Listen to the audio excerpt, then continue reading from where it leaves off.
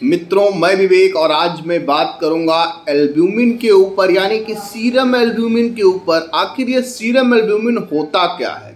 तो serum albumin एक प्रकार की प्रोटीन है जो हमारे शरीर में पाई जाती है। और बात आती है कि भैया इसका फॉर्मेशन कहाँ होता है, तो इसका फॉर्मेशन हमारे लीवर में होता है।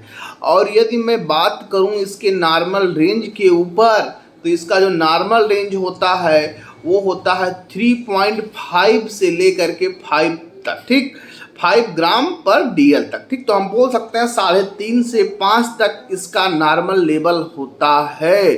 एल्ब्यूमिन हम लोग जानते हैं ये ऑस्मोटिक प्रेशर को मेंटेन करने का काम करता है। कौन सा काम करता है भैया? ऑस्मोटिक प्रेशर को मेंटेन करने का काम करता है।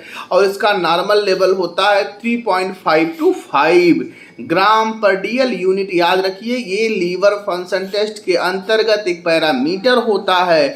आखिर किन वजूहात के चलते, किन वजहों के चलते हमारे एल्ब्यूमिन का लेवल घट जाता है? ऐसी वजूहात क्या हैं जिसके कारण एल्ब्यूमिन का लेवल कम हो जाता है? तो एक वजूहात तो सिंपल सी बात है, यदि हम लो प्रोटीन डाइट खाएंगे तो उससे भी हमारा एल्ब्यूमिन का लेवल कम हो सकता है।